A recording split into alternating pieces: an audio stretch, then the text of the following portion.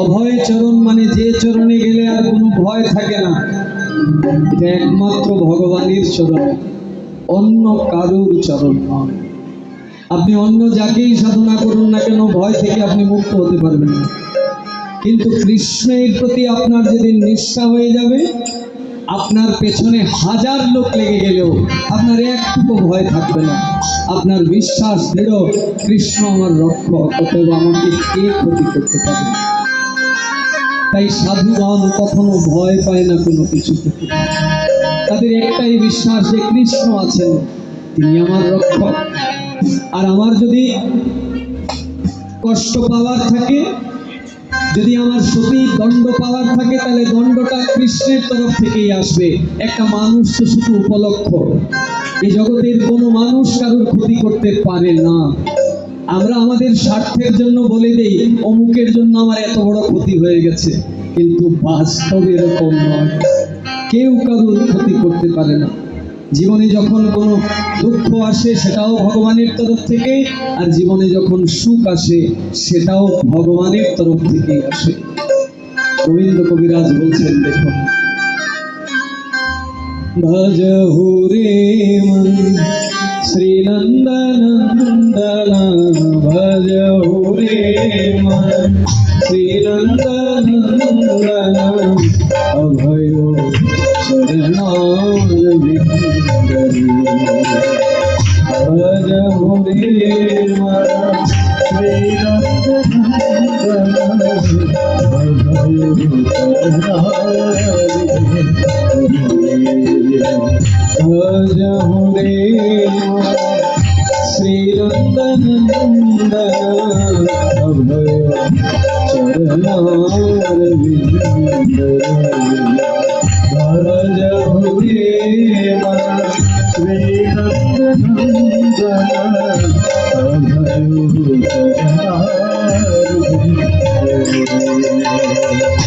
দুর্লভ মানব জন্ম সৎসঙ্গে করহায়ে ভব সিন্ধু রে, দুর্লভ মানব জন্ম সৎসঙ্গে। ভজনে সব সাথে আমাদের এই মানব জন্মটা দুর্লভ। বলছেন এই দুর্লভ মানব জন্ম কৃষ্ণ ভজনের জন্যই আমরা পেয়েছি। অথচ আমরা যদি কৃষ্ণ ভজন বাদ দিয়ে অন্যান্য জায়গায় নিজেকে ব্যস্ত রাখি, তাহলে এই মানব জীবন পেয়েও কাজে আসলো না কিছু। দুর্লভ মানব জন্ম সৎসঙ্গে করহায়ে ভব সিন্ধু রে, দুর্লভ মানব জন্ম সৎসঙ্গে করহায়ে ভব সিন্ধু রে, ভজহু রে শ্রী নন্দনন্দন, ভজহু রে শ্রী নন্দনন্দন, অভয় চরণার বিন্দরি, অভয় চরণার বিন্দরি।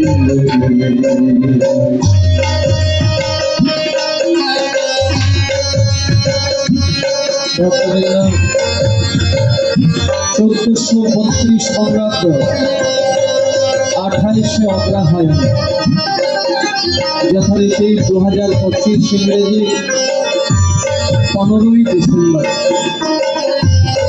2025 খ্রিস্টাব্দে 15ই ডিসেম্বর, 1432 বঙ্গাব্দে 28শে অগ্রহায়ণ থেকে শুরু করে 15ই ডিসেম্বর থেকে শুরু করে 22শে ডিসেম্বর মানে 28 অগ্রহায়ণ থেকে 6ই পৌষ সংবাদ পর্যন্ত পরপর 8 দিন এই জগন্নাথ মন্দিরের বাৎসরিক অনুষ্ঠান উপলক্ষে শ্রীমতী ভাগবতী কথার আয়োজন হয়েছে।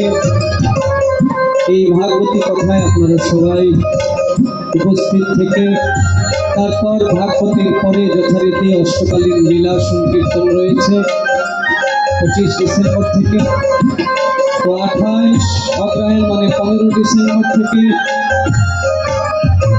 22 ডিসেম্বর ছয়ই পৌষ সোমবার পর্যন্ত পরপর 8 দিন আমরা এখানে ভাগবত কথা আস্বাদন করবার সৌভাগ্য লাভ করব প্রতিদিন সন্ধ্যা 7টায়। তারপরে আবার 25 ডিসেম্বর থেকে 26 ডিসেম্বর এই 2 দিন অষ্টকালীন লীলা হবে। তারপরে অভিভাণ্ড ভঞ্জন মহাপ্রভুদায় এই 8 দিন কৃপা করে এই জগন্নাথ মন্দিরের কমিটিবৃন্দ এই অদ্ভুত সুযোগ দিয়েছেন আপনাদের চরম সান্নিধ্য লাভ করবার। তাই 15 ডিসেম্বর থেকে 22 ডিসেম্বর এই 8 দিন আমরা এই আসনে বসে এই জগন্নাথ মন্দিরে জগন্নাথের চরণে বসে পরপর 8 দিন মহতী ভাগবতী কথা শ্রবণ করব। তবে এইবার ভাগবত কথাটা হবে একটু অন্যরকম, ব্যতিক্রম। এরকম ব্যতিক্রম সব নিয়মগুলো তো আমরা এখানে পালন করতে পারব।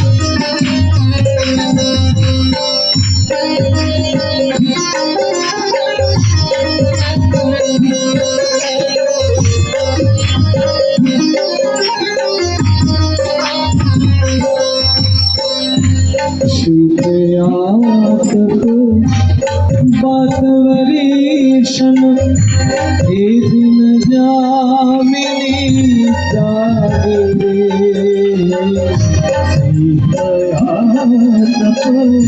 बातवरीशन हे दिन जामिनी जागरे। আমরা যদি মনে করি যে গোবিন্দ কবিরাজ মাকে এই সব শব্দ দ্বারা মাকে অপমান করছেন, একদম না। কিন্তু তাহলে আমরা অপরাধ করবো মায়ের চরণেও আর ওই গোবিন্দ কবিরাজের চরণে।